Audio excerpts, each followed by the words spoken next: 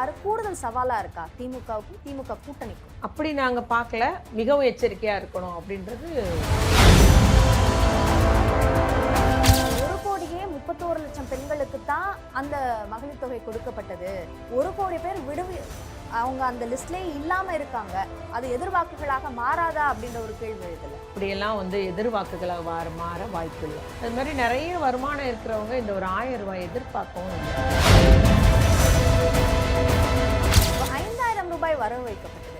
இது ஒரு வாக்கு வங்கி அரசியல் அப்படின்ற விமர்சனமும் முன்வைக்கப்படுது. முன்கூட்டியே இந்த தொகை வரவு வைக்கப்பட்டதுலயும் உள்நோக்கம் இருக்கு அப்படின்னு விமர்சிக்கப்படுது. கலைஞர் கலர் டிவி இந்த டிவி வழங்கும் திட்டம் சொல்லிகிட்டே இருந்தோம். தேர்தல் அறிவித்ததும் பார்த்தீங்கன்னா இதே மாதிரி வழக்கு தொடர்ந்து நிறுத்தப்பட்டுச்சு அந்த திட்டம். சாணக்கியத்தனத்தோடு இந்த ஒரு முடிவு எடுத்துருக்காங்க. அதுதான் உண்மை. இப்போ அவ்வளோ பேரும் ஷாக் ஆகி உட்காந்து. விஜயோட அரசியல் வருகை அது சவாலை திமுகவுக்கு இன்னும் கூடுதலாக இருக்கா? விஜயோடைய வருகை ஆரம்பித்த புதுசில் இருந்ததோட இப்போ மக்களிடையே அவங்களுக்குடைய ஆதரவு குறைந்து வருது. அது அந்த கரூர் மரணமாக இருக்கட்டும், 72 நாள் ஆஃபீஸை மூடி போட்டதாக இருக்கட்டும். சிறுபான்மை வாக்குகளை திமுக விஜயோட வருகையால இழக்கிற சூழல் ஏற்பட்டிருக்கா? அப்படி ஒரு எண்ணம் பாஜகவோட எண்ணம் வேற ரொம்ப இது பண்ணி விடுறாங்க.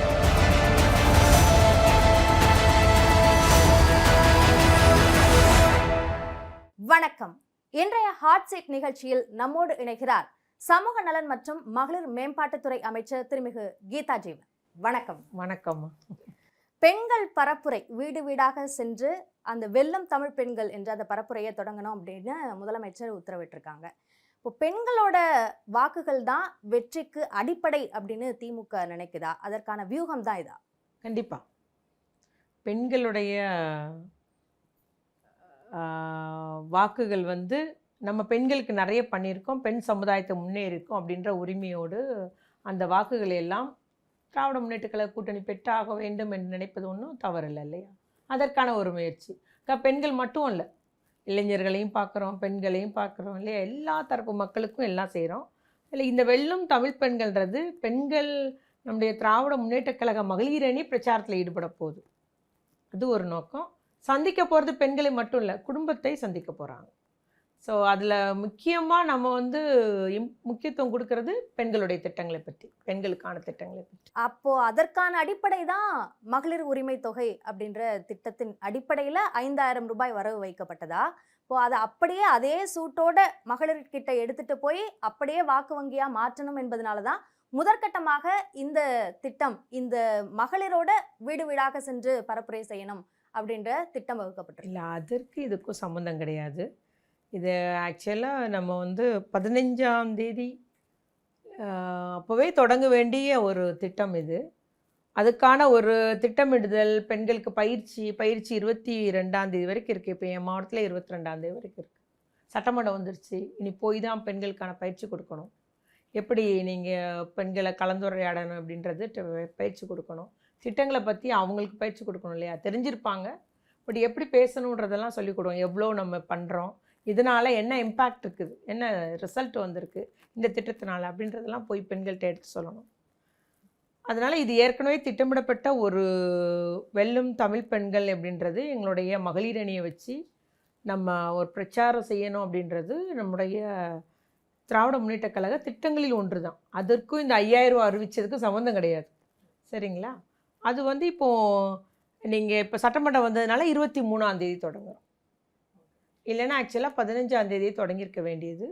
அதனால் மற்றொரு பக்கம் அந்த 1,31,00,000 பெண்களுக்கு தான் அந்த மகளிர் தொகை கொடுக்கப்பட்டது.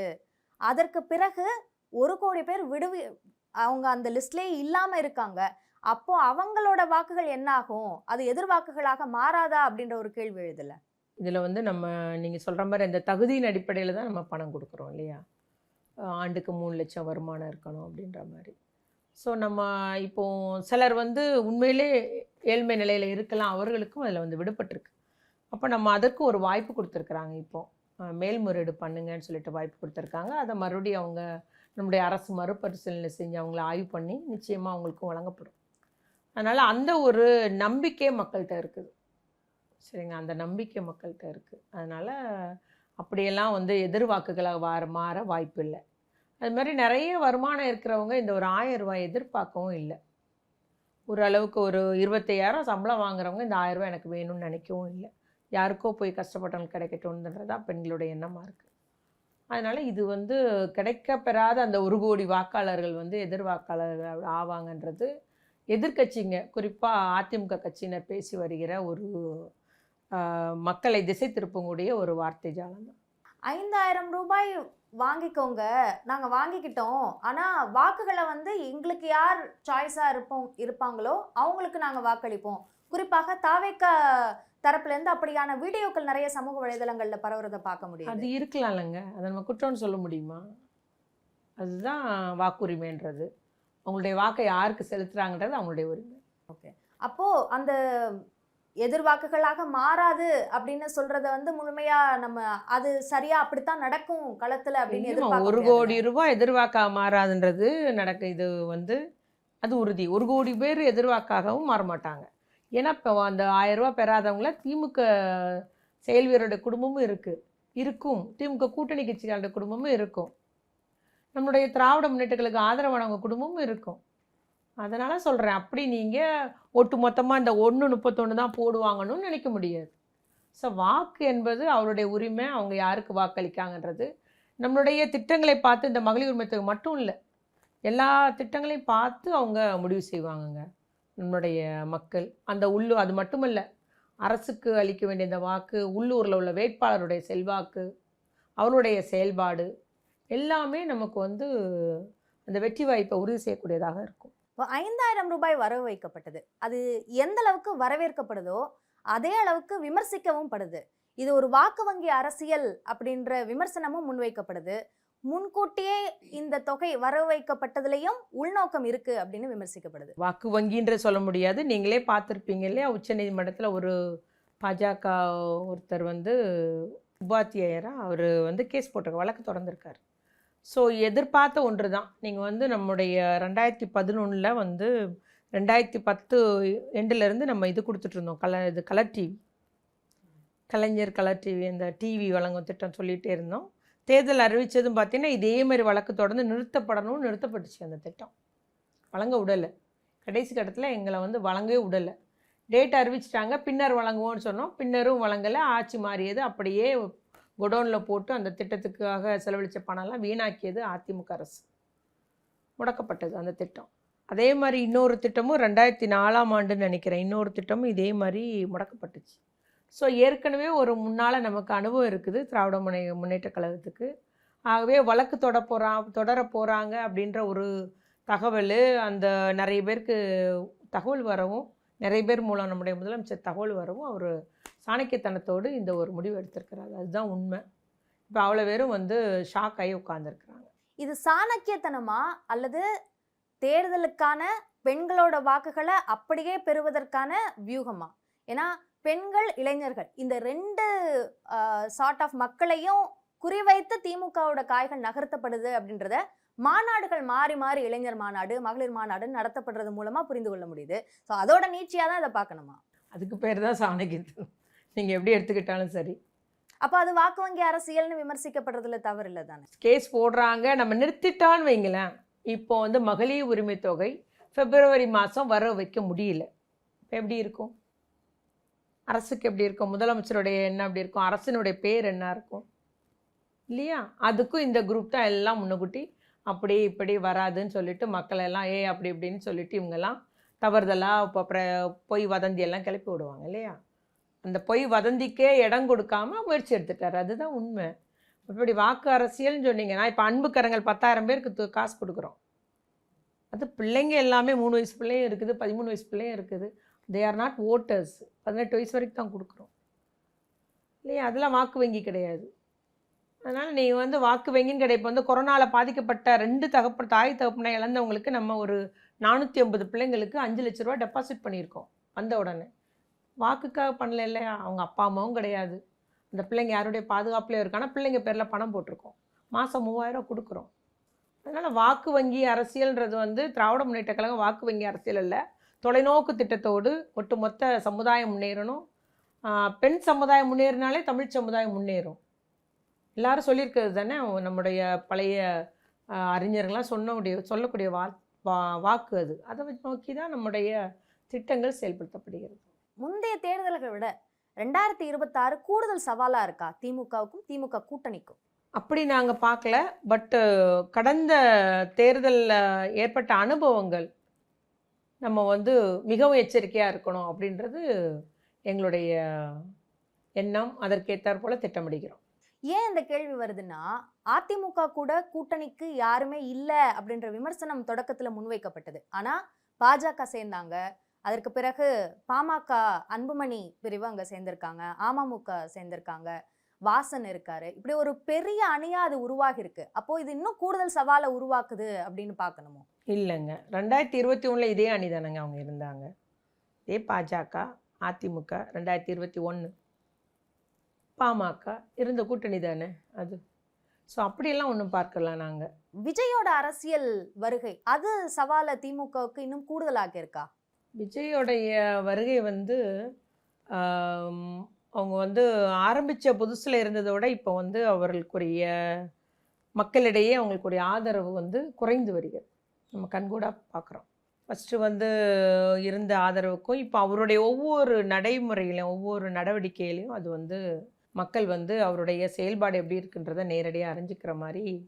அது அந்த கரூர் மரணமாக இருக்கட்டும், 72 நாள் ஆஃபீஸை மூடி போட்டதாக இருக்கட்டும், இங்கே கூப்பிட்டு வச்சு ஆறுதல் சொல்கிறதா இருக்கட்டும், எல்லா தலைவர்லேயும் அவருடைய மேடையில் போட்டுக்கிறாரு. அது என்னவோ பேசுகிறாரு, பேச்சுக்கும் அதுக்கும் நடவடிக்கை சம்மந்தம் இல்லை. ஸோ என்னவோ அவருடைய நடவடிக்கையின் மூலம் மக்கள் மத்தியிலே அவருக்கு தொடக்க காலத்தில் இருந்த ஆதரவு குறைந்து கொண்டே போகிறது. அதுதான் உண்மை.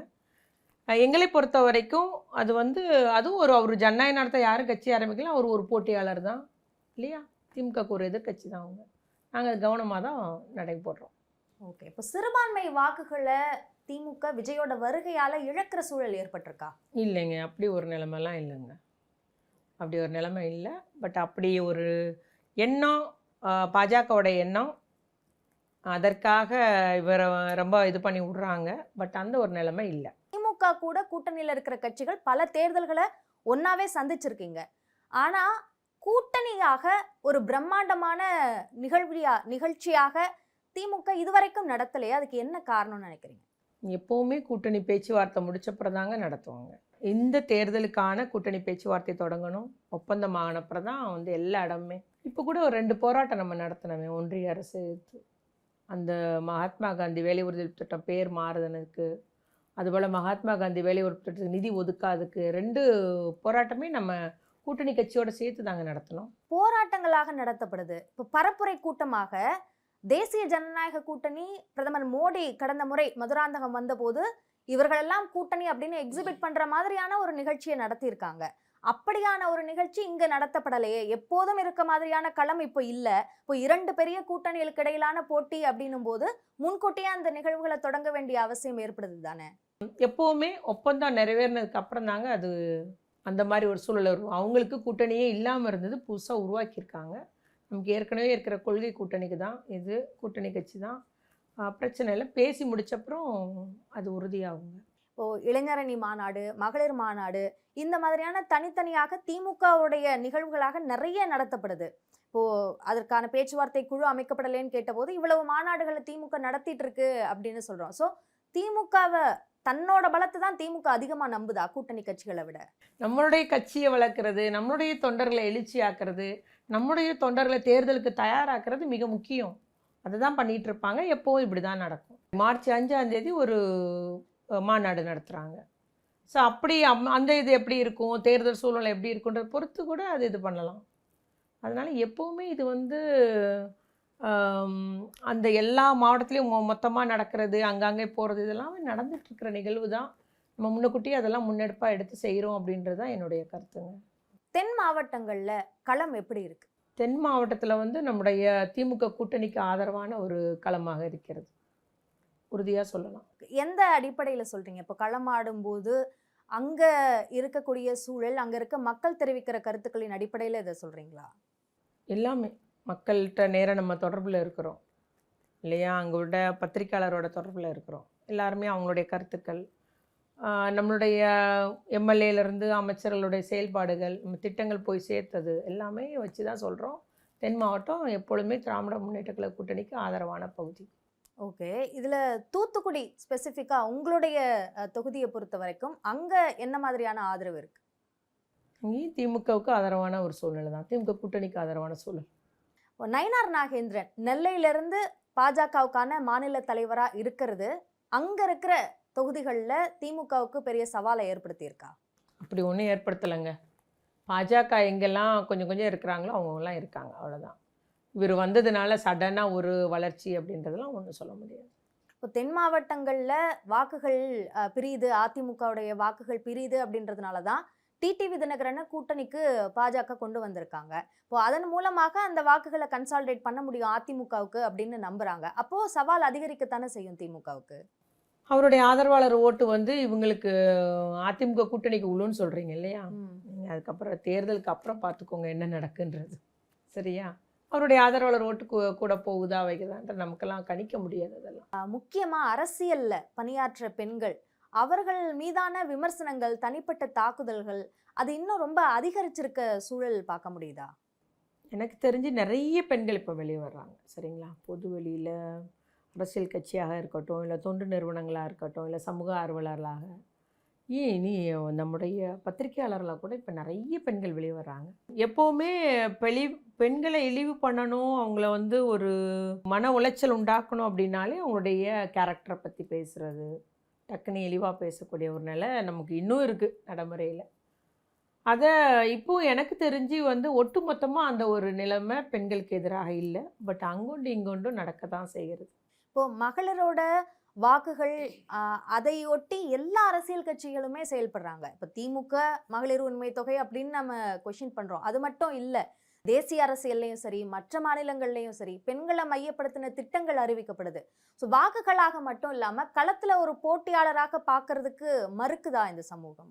ஆனால் பெண்களுக்கு வாய்ப்பு வழங்குறது தமிழ்நாடுன்னு சொல்லுவாங்க. மற்ற மாநிலம் எப்படி இருக்கோ தெரியல. நம்ம வந்து வாய்ப்பு வழங்குகிறோம் தமிழ்நாட்டுக்கு. இப்போ நான் வந்து எனக்கு 93ல் பஞ்சாயத்து ராஜ் ஆக்ட் போட்டாங்க. ஆனால் ஜெயலலிதா அம்மையார் வந்து அந்த ஆக்டை வந்து செயல்படுத்தலை. அதில் தான் 33% பெண்களுக்கு இடஒதுக்கீடு கொடுத்துருந்தாங்க, செயல்படுத்தலை. ஆனால் 96ல் முதலமைச்சர் கலைஞர் ஜெயித்த உடனே அந்த ஆக்டை இம்ப்ளிமெண்ட் பண்ணுறாரு. உடனே உள்ளாட்சி தேர்தல் 33% பெண்களுக்கு முதல்ல தமிழ்நாட்டில் இடம் கொடுத்தது கலைஞர். அதில் தான் நான்லாம் வரேன். ஸோ வாய்ப்பு வழங்கக்கூடிய தமிழ்நாட்டில் வந்து படிப்பதற்கு வாய்ப்பு, வேலை வாய்ப்பு, தொழில் முனைவோர் ஆகிறதுக்கு வாய்ப்பு, அந்த வாய்ப்புன்றது பெண்களுக்கு வழங்கப்படுகிறது. அதற்கு நம்முடைய திராவிட முன்னேற்ற கழகம் ஒரு காரணம் அப்படின்ட்டு நான் அடித்து சொல்லுவேன். எங்கே நான் அந்த பஞ்சாயத்து தலைவராக நீங்க உள்ள வந்ததுக்கும் இப்போ ஒரு அமைச்சராக இருக்கிறதுக்கும் என்னென்ன மாதிரி மாற்றங்களை நீங்க பாக்குறீங்க? உங்களை சுத்தி இருக்கவங்க கிட்ட ஏற்பட்டிருக்க மாற்றமா இருக்கலாம், இல்ல களத்துல இருக்கிற மாற்றமா இருக்கலாம். அது என்ன மாதிரி மாற்றங்கள்லாம் இருக்கு? பயங்கர மாற்றங்கள் ஏற்பட்டிருக்கு நம்முடைய சமுதாயத்தில், பயங்கர மாற்றம்.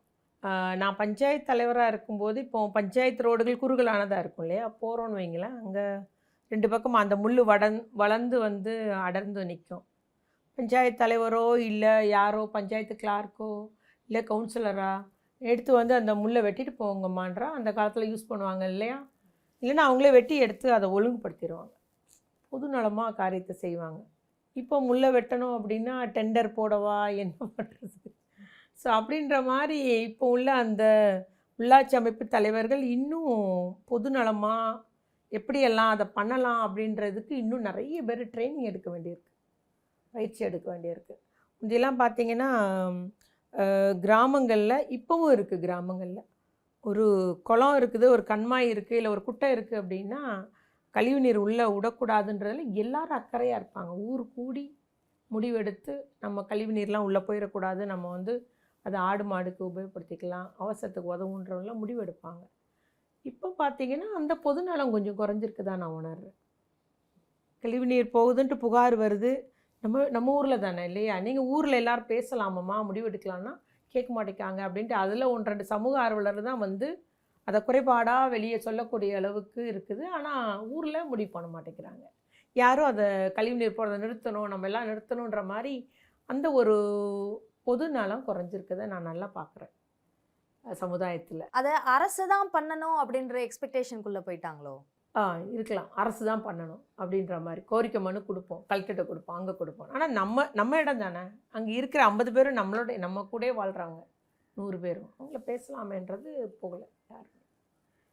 அது இருக்குது. அதே மாதிரி இப்போ சுற்று வட்டாரத்தை பார்த்தீங்கன்னா, நான் சேர்மனாக இருக்கும்போதெல்லாம் பெண்களுக்கெல்லாம் இவ்வளோ மரியாதைலாம் கிடையாது. சரிங்களா? நம்ம என்ன சொல்கிறது, ஒரு கூட்டம் நடத்துகிறோம் அப்படின்னா ஆண்கள்லாம் சேரில் உட்காந்துருப்பாங்க, பெண்களுக்கெல்லாம் முன்னால் தார்ப்பாய் விரித்து உட்கார வைப்பாங்க. இப்போ அந்த நிலை நல்லா மாறி இருக்கு. இப்போ எல்லா இடமே எல்லாத்துக்கும் சேர் தான், ஆணாக இருந்தாலும் பெண்ணாக இருந்தாலும். இப்போ எல்லாம் பார்த்திங்கன்னா கூட்டம் ஆரம்பித்தது முன் ரோவில் ஃபஸ்ட்டு பெண்கள் வந்து உட்காந்துருவாங்க. அது யாரும் மறுக்கிறதும் இல்லை, தடுக்கிறதும் இல்லை. ஸோ நல்ல மாற்றம், பெண்களுடைய நிலைமை நல்ல மாற்றம் வந்திருக்குன்னு சொல்லுவேன். பெண்கள் மட்டும் இல்லை, விளிம்பு நிலையில் உள்ள மக்கள் எல்லாருமே நல்லா வளர்ச்சி அடைஞ்சிருக்காங்க. கல்வியில், வேலைவாய்ப்பில் அந்த ஒரு விழிப்புணர்வு பெற்றிருக்கிறாங்க. நமக்கு அந்த மரியாதை வேணும், நாமே முன்னேற்றி கொள்ளணுன்ற எண்ணம் பரவலாக தமிழ்நாட்டில் எல்லா இடத்துலையும் முன்னேறிட்டோம் ஏற்பட்டிருக்கு. நீங்கள் சமூக நலத்துறை அமைச்சரா இந்த துறையை சார்ந்த ஒரு முக்கியத்துவம் என்ன அப்படின்னு நினைக்கிறீங்க? இந்த துறை வந்து நமக்கு குறிப்பாக திட்டங்கள் ஒரு பக்கம், ப்ளஸ் அவங்களுடைய உரிமைகள், சட்டம், உரிமையை மீட்டெடுக்கக்கூடிய சட்டங்களை நிறைவேற்றுறது, இப்படி நம்முடைய துறை இருக்குது. உண்மையிலே சமூக நலத்துறை அப்படின்னா சமூகத்துக்கு நலத்துக்கான திட்டங்களை செய்கிற ஒரு துறையாக இருக்குது. அது நம்முடைய முதலமைச்சருடைய ஆட்சியில் பார்த்திங்கன்னா தமிழ் புதல்வன், புதுமை பெண்ணு, காலை உணவு திட்டம், அதுபோல் தோழி விடுதிகள் எல்லாமே இத்துறையின் மூலம்தான் அந்த ஐகானிக் ஸ்கீம்ஸ் எல்லாமே செயல்படுத்தப்படுது இல்லையா? ஸோ அது வந்து எனக்கெல்லாம் வந்து ரொம்ப பெருமையாக தான் இருக்கும். முதலமைச்சர் நம்பிக்கையாக நல்லா செய்வாங்கன்னு சொல்லி நம்ம கொடுத்துருக்காங்க அப்படின்ற மாதிரி. ப்ளஸ் எல்லாமே பெண்களுடைய தொடர்புடைய திட்டங்கள், அந்த மாதிரி திட்டங்களும் வருது. அதே போல் சட்டங்களையும் பார்த்திங்கன்னா நமக்கு அந்த பெண்கள் வன்கொடுமை, குடும்ப வன்முறை சட்டம், வரதட்சணை கொடுமை சட்டம், போக்சோ ஆக்டு, அதுபோல் நம்முடைய அந்த குழந்தை திருமண சட்டம், தடுப்பு சட்டம், குழந்தை திருமண தடுப்பு சட்டம், இவ்வாறு இந்த சட்டங்களையும் நம்ம தான் அமல்படுத்தி வருகிறோம். நிறைய இடங்களில் வந்து அவேர்னஸ் தான் முக்கியமாக இருக்குது. இது தப்பு, இதற்காக நம்ம புகார் கொடுக்கலாம் அப்படின்றது கூட தெரியாமல் இருக்கிறாங்க நிறைய பெண்களும். அதனாகவே நம்ம வந்து விழிப்புணர்வுன்னு சொல்லி கொடுக்கும்போது நல்ல ஒரு விழிப்புணர்வு பண்ணிகிட்ருக்கோம். அதுக்காக கம்ப்ளீட்டட் சொல்ல மாட்டேன், இன்னும் போயிட்டே தான் இருக்கணும். இன்னும் நம்ம வந்து நிறைய இடங்களில் பார்த்து பெண்கள் மத்தியில் அந்த படிப்புக்குரிய விழிப்புணர்வு, நீ 18 வயசுக்கு அப்புறம் குழந்தைக்கு கல்யாணம் பண்ணுமா, பிள்ளைய படிக்க விடு அப்படின்றது சொல்லணும். அது மாதிரி குழந்தைகளை நீங்கள் எந்த குழந்தைனாலும் சமமாக வளங்கன்றது சொல்கிறது, இப்படி இன்னும் விழிப்புணர்வுன்றது போயிட்டே தான் இருக்கும் நிச்சயமாக. ஆனால் நீங்கள் வடநாட்டை பார்த்தீங்கன்னா, வட மாநிலங்கள் பிற மாநிலம் பார்த்தோன்னா தமிழ்நாடு எவ்வளவோ விழிப்புணர்வு பெற்றிருக்குது, எவ்வளவோ வளர்ச்சி. இப்போ உள்ளாட்சி அமைப்புகள் பற்றி நம்ம பேசினோம். இப்போ உள்ளாட்சி அமைப்புகளில் நிறைய பெண்கள் அவங்களுக்கான வாய்ப்புகள் எல்லாம் கொடுக்கப்படுது இடஒதுக்கீட்டின் அடிப்படையில். ஆனால் அங்கே பெரும்பாலான இடங்களில் கணவர்கள் தான் அங்கே பணியாற்ற ஒரு சூழல் இருக்குது. இப்போ அஃபிஷியலி அவங்க தான் சேர்மன், மனைவி தான் சேர்மன் அப்படின்னா, அவங்க அன்அஃபிஷியலாக கணவர்கள் பணியாற்றுற ஒரு சூழல் இருக்குது. இதை எப்படி மாற்ற முடியும்னு நினைக்கிறீங்க? இல்லை, மாற்றிடலாம். எப்படின்னா, ஒரு டேர்ன் அவங்க அப்படி இருக்கலாங்க, 5 வருஷம் இருக்கலாம். அதுக்கு அடுத்து அந்த ஒரு பெண்ணுக்கு மக்கள் வாய்ப்பு தர மாட்டாங்க, கண்டிப்பாக வாய்ப்பு தர மாட்டாங்க. அதனால் நீங்கள் பெண்கள் ஒரு இடத்துக்கு ஒரு பொது வாழ்க்கைக்கு வந்திருக்கீங்கன்னா நீங்கள் செயல்படுங்கன்றது எல்லா இடமும் சொல்கிறோம். அதேமாதிரி சில குடும்பத்தில் அவங்கள செயல்படவே விடுறதில்ல. நம்ம அரசு கவனத்துக்கு கொண்டு தானே நம்ம அதில் வந்து பர்டிகுலராக பேசுகிறோம். இப்போல்லாம் நிறைய கூட்டங்களில் வந்து யாருமே உட்காரக்கூடாதுன்னே சொல்லியிருக்கோம். சேர்மன் கூப்பிட்டா சேர்மன் தான் அந்த மீட்டிங் வரணுன்றது சொல்லியிருக்கோம். பெண்களும் கொஞ்சம் வந்து அவங்களுடைய அன்றாட வேலை இருக்கும்ல, அதெல்லாம் ஒதுக்கி வச்சுட்டு பொது வாழ்க்கைக்குன்னு வந்துட்டால் நீங்கள் மக்களுக்காக பணி செய்ய வந்திருக்கோம் அப்படின்ற மனசில் வச்சு அவங்க டைமை அந்த மக்களுக்கு சேவை பண்ணுறதுல ஒதுக்கியே ஆகணும். அப்படின்னா தான் அவங்க வந்து சாதிக்க முடியும். அதனால் வாய்ப்பு கிடைச்ச பெண்கள் மறுபடியும் அவர் பார்த்துக்குவார், நான் வீட்டில் இருக்கிறேன், என் பிள்ளையோட இருக்கிறேன், அது கொஞ்சம் படம் பார்க்க அப்படிலாம் இருந்தோன்னா அவங்களால ஒரு தலைவர்களாக உருவாக முடியாது. அதனால் வாய்ப்பு கிடைக்கும் பெண்கள் கட்டாயம் நீங்கள் பொது வாழ்க்கைக்குன்னு வந்திருக்கிறீங்க, உங்களுடைய வாழ்க்கையே அர்ப்பணிங்க பொது மக்கள் சேவையில் அப்படின்றது தான் என்னுடைய கருத்து. அதனால் நீங்கள் அங்கே இருக்காங்க அப்படின்னா நெக்ஸ்ட் 5 இயர்ஸ் அவங்களால வர முடியாது. ஸோ இறுதியாக இப்போது 2026 தேர்தலில் 200 தொகுதிகள் அப்படின்றது வந்து நிச்சயமாக கிடைக்கும், அதற்கு மேற்பட்ட தொகுதிகள் லட்சியம் அப்படின்னு சொல்லியிருக்காங்க. அதை சாத்தியப்படுத்த முடியும் அப்படின்னு நினைக்கிறீங்களா? இல்லைங்க, நம்ம அரசியல் கட்சிகள் வந்து 234 தொகுதியிலும் திமுக கூட்டணி ஜெயிக்கணும் அப்படின்ற எண்ணத்துல தான் வேலை செய்யணும் இல்லையா? அது எது சாத்தியம் நீங்க நினைக்கிறீங்கன்னு கேக்குறேன். இல்லைங்க, அதெல்லாம் நான் வந்து கணிக்க முடியாது. நம்ம எல்லா இடமும் ஜெயிக்கணும், நம்ம கூட்டணி ஜெயிக்கணும் அப்படின்றது தான் எங்களுடைய ஒரு மாவட்ட செயலாளராக, ஒரு அமைச்சராக நாங்கள் எல்லாம் பணி செய்கிறது. எல்லா தொகுதியும் நம்ம கூட்டணி ஜெயிக்கணும் அப்படின்றது தான். தொகுதிகளா மட்டும் இல்லாம முதலமைச்சர் லாஸ்டா பேசும்போது 2.5 கோடி வாக்குகள் அப்படின்னு பேசியிருக்காங்க. அதுக்கு சில அரித்மெட்டிக் கணக்கையும் கூட அவங்க சொல்லியிருக்காங்க. ஒரு பூத்துக்கு இவ்வளவு பேர் 100 வாக்குகள் ஒருத்தருக்கு அசைன் செய்யப்பட்டிருக்கு அப்படின்னு சொல்லி.